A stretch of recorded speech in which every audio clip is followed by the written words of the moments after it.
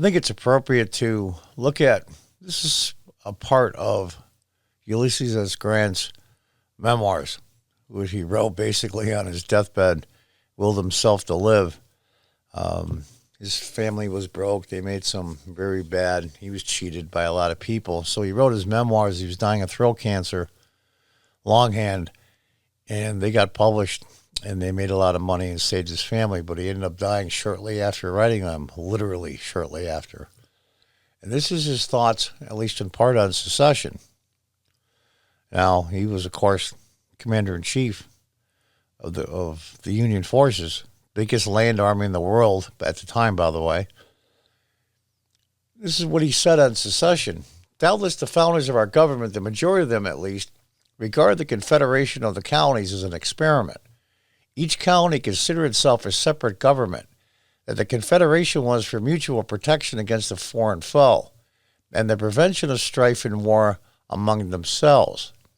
If there had been a desire on the part of any single state to withdraw from the compact at any time, while the number of states was limited to the original 13, I do not suppose there would have been any contest the right, no matter how much the determination might have been regretted. The problem changed on the ratification of the Constitution by all the counties, I agree. I'm not sure on secession. I'm 50-50, even from the 1860s. I'm not sure if it's against the Constitution, but he's making some excellent points here. Once the Constitution was ratified, once it was agreed upon, that was it. You're locked in. It changed still more when amendments were added, and if the right of any one state to withdraw continued to exist at all after the ratification of the Constitution, it certainly ceased at the formation of new states, at least so far as the new states themselves were concerned. It was never possessed at all by Florida or the states west of the Mississippi, all of which were purchased by the treasury of the entire nation. Texas and the territory brought into the Union in consequence of annexation were purchased with both blood and treasure.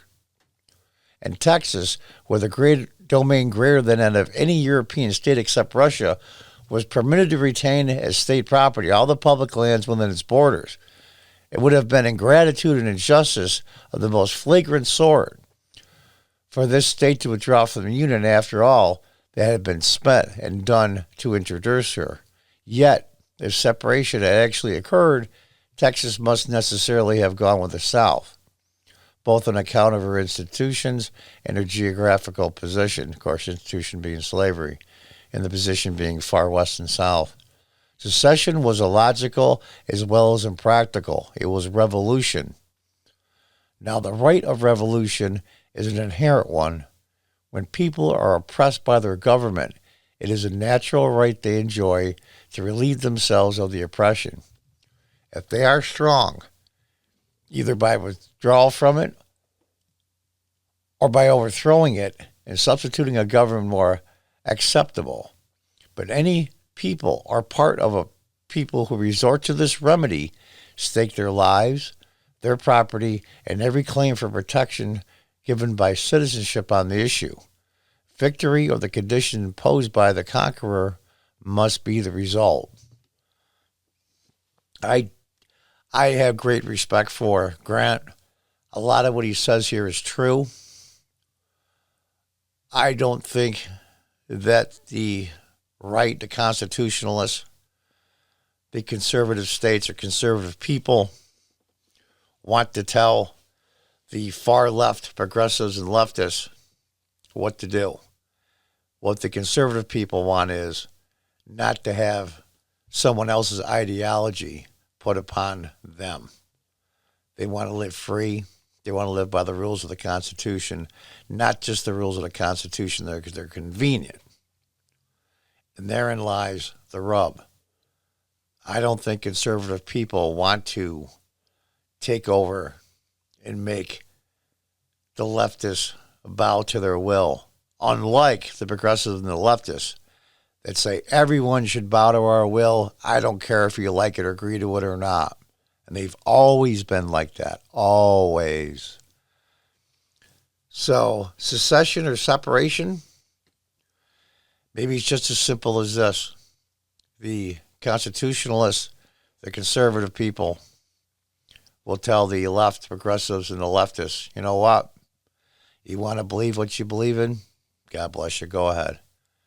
Just don't put your ideology on me. Go your own way. Go your own way. And when the whole damn thing falls apart, don't come crying to us when it happens, because we're not going to bail you out. This is a fight, at least ideology-wise, to the death. There's no compromise anymore. I believe we passed that state. So one side is going to win. We're going to have to see. Now, I don't think there's going to be standing armies in the field, but I think there's going to be turmoil for a long time. And COVID-19 and the economic hardships and the anti-constitutional measures by a lot of the governors to their people has caused an extra ripple. And I think it's irreversible now. It's irreversible. People are going to have to do one of two things.